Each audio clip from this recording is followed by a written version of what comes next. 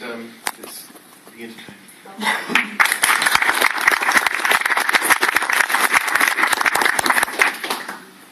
the revised title of my presentation is The Golden Orb, am I on? Yeah.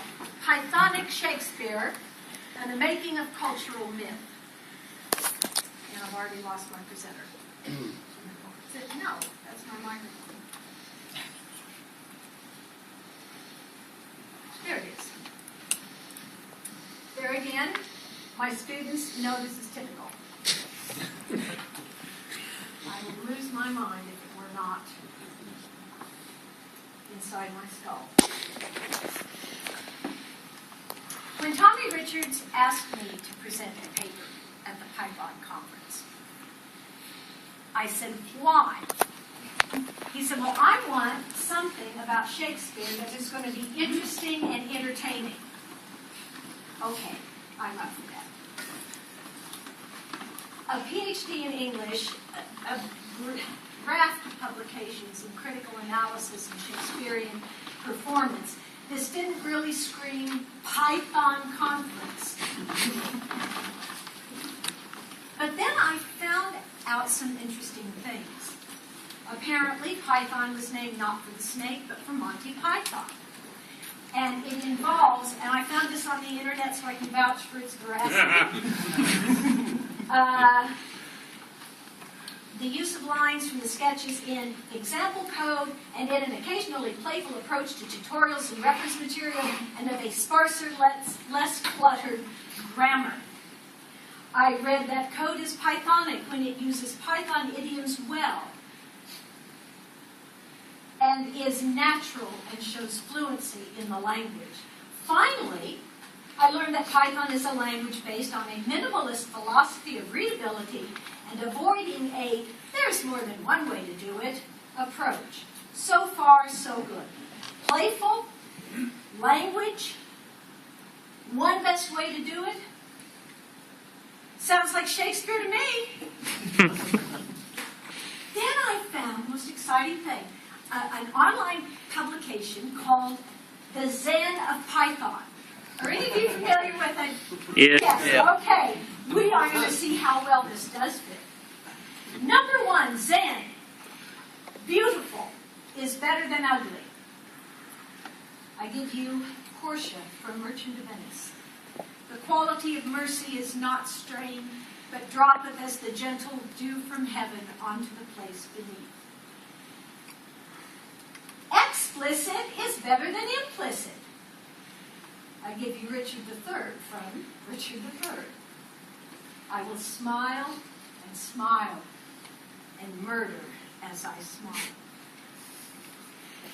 Simple is better than complex. To be or not to be? That is the question. Complex is better than complicated. To die, to sleep perchance to dream. Oh, there's the rub. We're in that sleep of death. What dreams may come when we have shuffled off this mortal coil must give us pause. Sparse is better than dense. Lady Macbeth in Macbeth. Kill Duncan.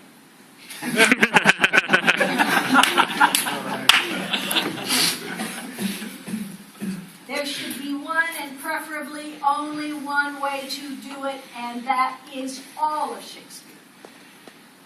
I had my connection, and that's what I'm going to talk to you about today.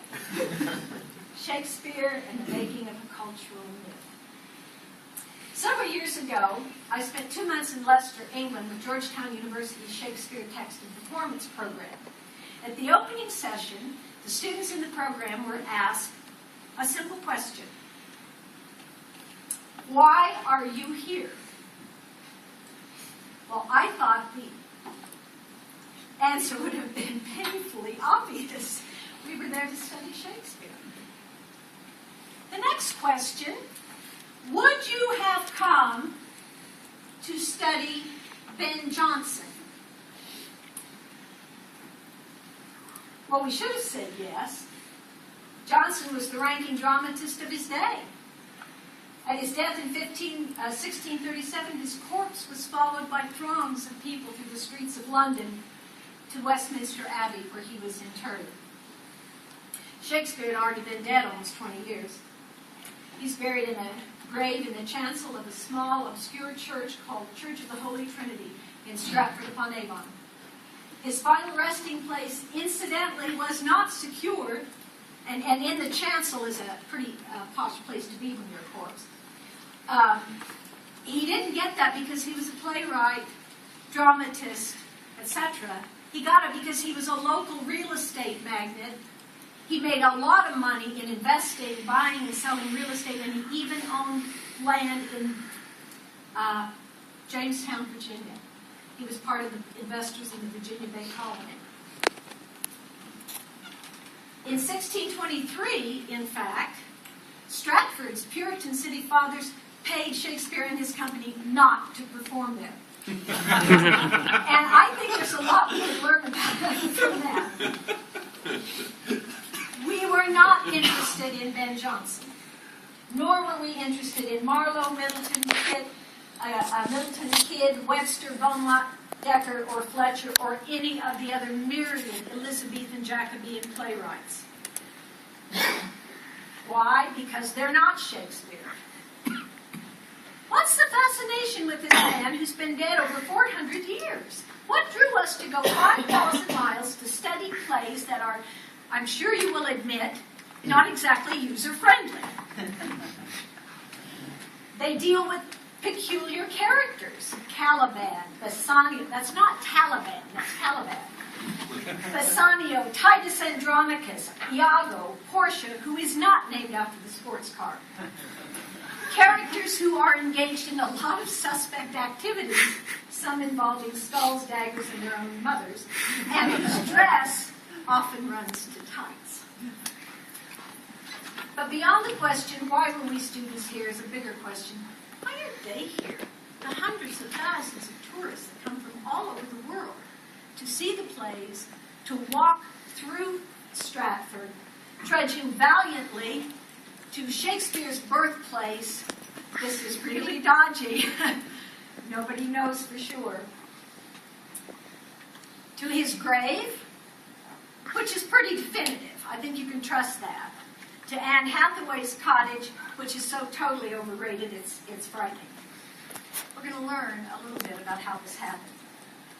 If you look at the inverse side of a Series C British 20-pound note in circulation between 1970 and 93, you will find embossed on the surface this image.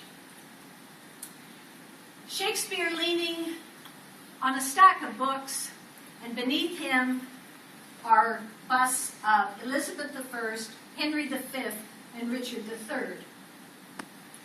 This original sculpture was created in 1741 by Peter Schumacher for a Shakespeare festival commemoration where he was acknowledged as England's national poet. The same sculpture was the central visual representation for a 1769 Shakespeare Jubilee mounted by David Garrick. Significant event, according to critic Christian Dielman, because this is when Shakespeare stopped being regarded as a popular and admirable dramatist and became a god. Like his characters, Shakespeare is no longer defined as himself. He has transcended his own identity, William Shakespeare, son of a Glover, husband to Anne Hathaway, father to twins Hamnet and Judith, to become a cultural myth, the Bard of Avon. And if you doubt this, merely ask anybody, who is the Bard, or who is the Bard of Avon? And I'll bet they say Shakespeare. He occupies a significant place in our cultural mythology. We toss the terms culture, popular mythology, popular culture, myth, and icon around so easily, it seems like we know what we're talking about. But first, what is culture? Edward Stewart places the origins of culture in a predator-prey relationship. We stick together because because that's what culture means. You adhere with things like yourself. We stick together with those like ourselves who share the same body of tools for our survival. For human beings, this is language and artifact, and both require context. What is popular culture? It's a set of tools that have no restrictions on who accesses them. They are open to all members of the culture to participate in. Now let's look at myth. This is a cultural reality. This is not a fairy tale. This is a cultural reality that is more real than objective, rational, scientific reality. Myth imbues objective reality with significant symbolic meaning within a cultural framework, thus providing us with something that holds us together. For example, gender is a powerful myth. It implies access or non-access to power. It implies a variety of different behaviors for people for whom the rational, objective, scientific fact is differentiated genitalia that have no more meaning than thumbs, noses, and kneecaps. But we have made it a site of cultural significance. Finally, what is an icon? Well, an icon is an image. It's that itself needs no verbal explanation, because everyone in the culture knows what that image means without any explanation. Summon the icon, and you summon the myth. The icon is the ultimate power tool in culture and mythology. Again, Graham Holderness reminds us that myth is not, I quote, a non-existent fantasy or ideological conjuring trick. It is a real and powerful form of human consciousness holding a significant place in a culture. And it is as this kind of cultural myth and icon that we recognize William Shakespeare. Knowing Shakespeare somehow bestows upon a person in our cultures education, refinement, social acceptability,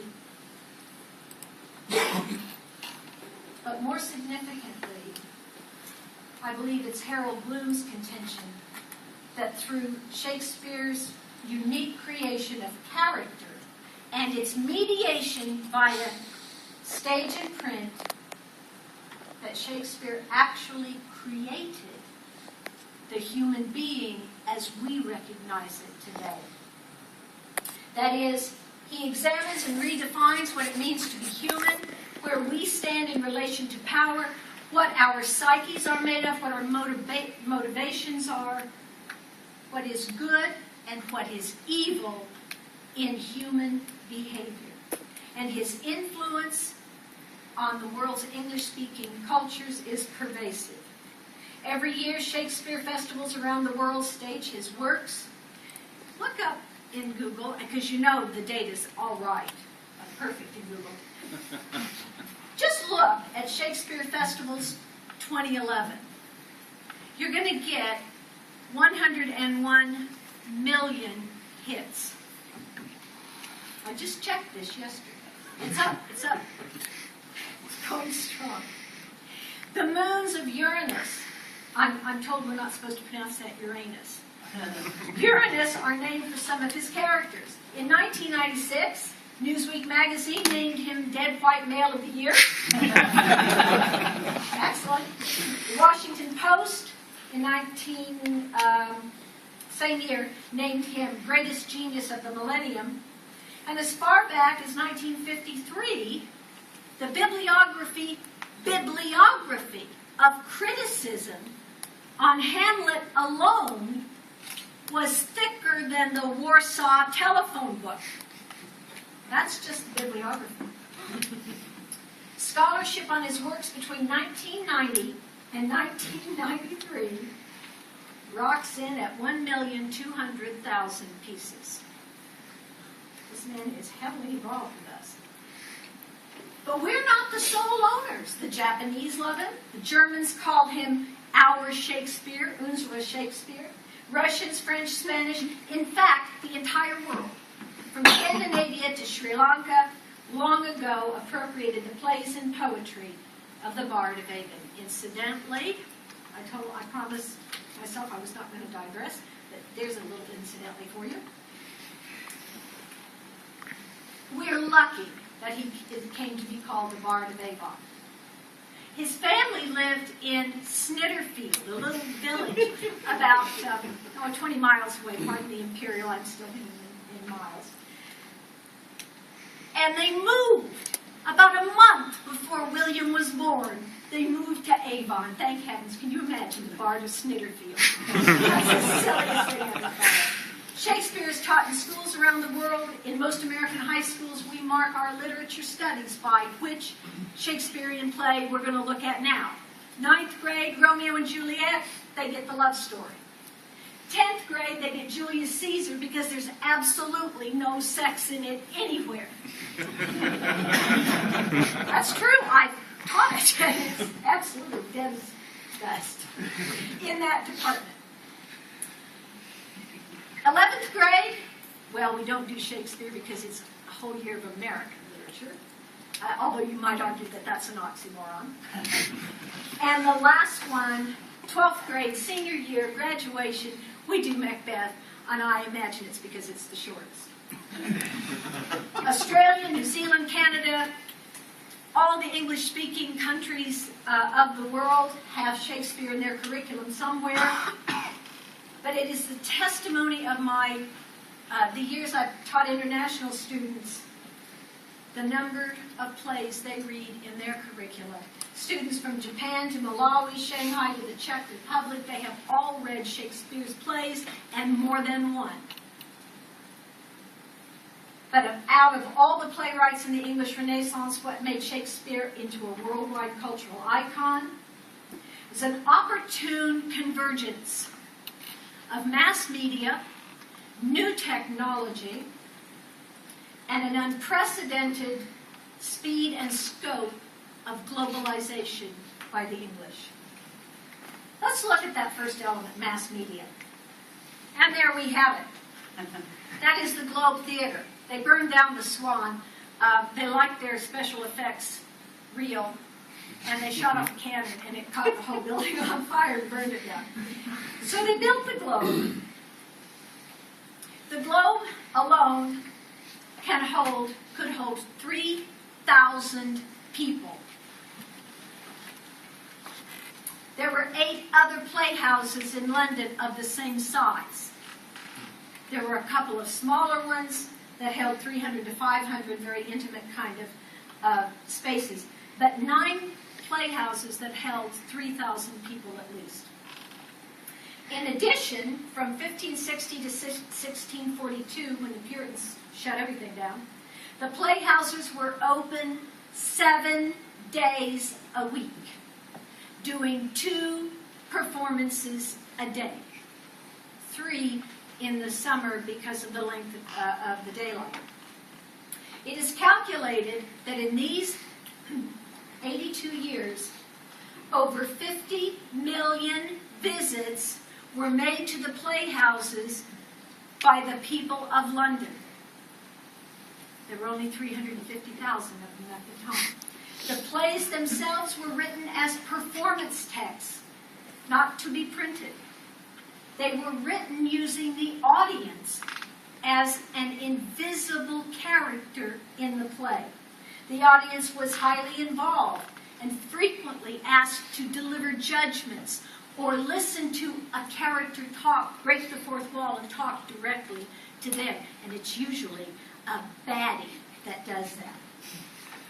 The audience became a character in the play, not just a viewer of it. The second element which moved Shakespeare to the realm of cultural myth and icon was new technology. Gutenberg's printing press with movable type revolutionized communication in Europe and England.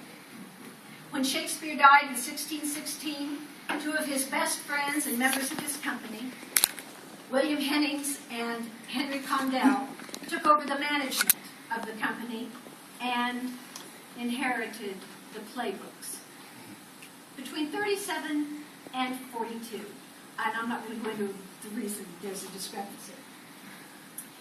When Shakespeare died, he had bequeathed each of them a piece, this is right out of his will, which is a gold piece, to buy them rings. 7 years later, in 1623, they said thank you. They made him immortal by publishing the first folio, a printed version of his complete set of manuscripts, thus fulfilling Shakespeare's own words from Sonnet 55, "Not marble nor the gilded monuments of princes shall outlive this powerful rhyme. So till the judgment that yourself arise, you live in this and dwell in lovers' eyes." In current popular culture, Shakespearean characters and their stories have been further mediated by film, and which has created a new performance space as well as opportunities for interpretations and constructs. Russian King Lear draws heavily on the practices of Stalin's secret police. The Japanese Macbeth, The Throne of Blood, marries the Scottish play to samurai tradition. Syrian McKellen's Richard III becomes a quasi-Hitler figure in a repressive fantasy of a Nazi-esque England. Baz Luhrmann's Romeo and Juliet places Romeo and Juliet in the context of feuding Miami mafia families. In Othello, Lawrence Fishburne and Kenneth Branagh evoke an unmistakable homoerotic relationship between Iago and Othello, thus offering Iago's jealousy of Desdemona as the unnamed motive for her death. These are reinterpretations of Shakespeare. What about some other things that have happened, though? Those of you who are as old as I am, I don't think there is anybody in here that is. You're older, that's right! I forgot about you. In the 1950s, I'm just kidding. In the 1950s, a funky sci-fi movie was made called The Forbidden Planet. Right? Directly sourced from Shakespeare's The Tempest. West Side Story, Romeo and Juliet. You got that one. Did you also realize that the Lion King was Hamlet? Seriously, Hamlet with 4 legs and fur, but still. Kiss Me Kate, Taming of the Shrew. He is so embedded that he's creating a whole different scope of plot exposure. But the final element that contributed to Shakespeare's position as cultural myth and icon was English expansionism. In 1593, the English arrived in Jamestown and began building their colonies there. By 1637, there were 13 of them. And excluding the Puritans, who landed in Massachusetts, and for some interesting reading when you have the time, they hijacked the Mayflower and held the captain hostage at gunpoint and made him sail north to landfall rather than taking him to the crown colony of Jamestown, where they would have to be Anglicans. Okay? Anyway, that's just a little aside, and I said I wasn't going to do that. And I did it anyway. We know these colonials knew Shakespeare's plays from references they've left in diaries, letters that have surfaced, even the way some passages in the American Constitution and Declaration of Independence they echo the cadence and the use of language from Shakespeare's theater. The first folio and the Bible went with nearly every new colonial going out to try their fortunes in the New World. Today, Shakespeare's face adorns not only British currency, but book covers, posters, T-shirts, boxer shorts, and beer bottles. He's had roads and buildings and pubs named for him and his plays and his characters, and much of his best material has been appropriated by the advertising world on both sides of the Atlantic. However, Shakespeare's contributions to our cultural mythology go far beyond a few familiar quotations. He's in us at the very bones of our language. By the way, his audience, educated or not, had a working vocabulary of between 5,000 and 6,000 words. Ours is approximately 3,000. Unless you're a 14-year-old girl with a vocabulary of 7 words. Like, she said that, like, yeah, like, duh. Or a 14-year-old boy who has no vocabulary at all, merely a set of differentiated grunts. In his employment of over 20,000 words in his plays, he alone coined 1,500 words. Words you use every day. Lonely, laughable, bump, skim milk, monumental, aerial, critic, assassination, zany, traditional, excitement, manager, hot-blooded, radiance, circumstantial as in evidence, foregone as in conclusions, forward, hit your email, forward as in forwarding a document. You are using Shakespeare's original words. Shakespeare also gave us employer, manager, investment, retirement, negotiate, petition, advertising, designs, exposure, courtship, embrace, engagement, and never-ending love. And if you've ever used film or champion as verbs, dawn or scuffle as nouns, if you've ever observed that something impedes your progress, or that a task is Promethean, or that someone panders to the boss, you are quoting the bard. You are quoting him when you fall to blows, breathe your last, drink to someone's health, see something in your mind's eye, accomplish anything in one fell swoop. If you observe that the devil can quote scripture, that the wish is father to the thought, and the boy is poor but honest, or the girl is fancy-free, even if you swear by the Dickens, you are quoting Shakespeare. Here's some that didn't catch on. Swaltery? We don't even know what it means. Swaltery Quatch doesn't even dare thinking about it. Boggler? Carlet? Which is a, yeah, at Carlet, I figured that's a real target up place to buy used cars. Foxship, have no idea. Near-legged, Wappin, and Kicky-Wicky. Which, there are some of these we do know what they mean. Wappin meant corrupt. Boggler was hesitate. But Kicky-Wicky's my favorite.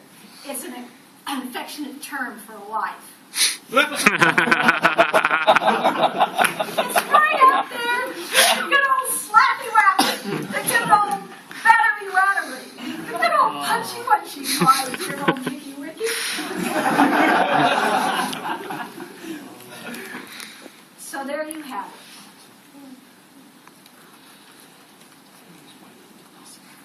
We end where we began. We have different iterations of Shakespeare through the years. We end with language and with the code. Code that is beautiful rather than ugly. Explicit, not implicit. Simple rather than complex. Complex rather than complicated. Sparse, not dense. And one, and most definitely only one way to do it. And we have revealed William Shakespeare is truly Pythonic.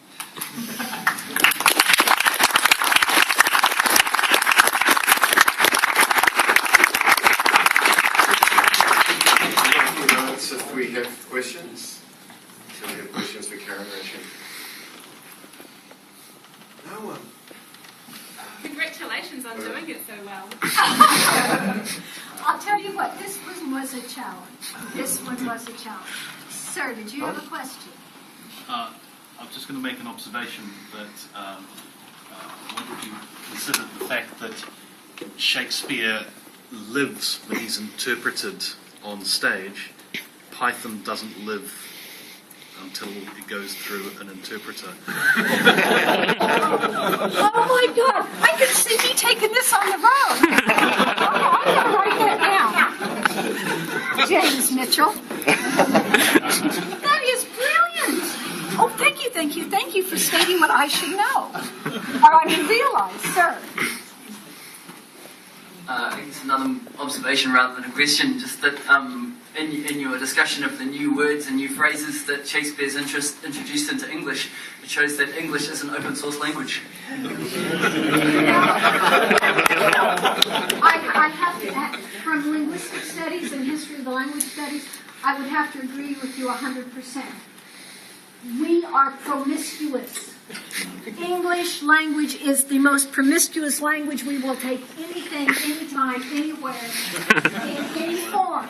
Unlike French, that doesn't want anything that isn't tightly scripted. Okay? So yes. Oh, that's great. I'll have to get. Okay, I'll get your name in a minute because you'll become sources in the next time Okay, that's all we've got time for now. Lunch is being served. I'd like to thank Karen again very much.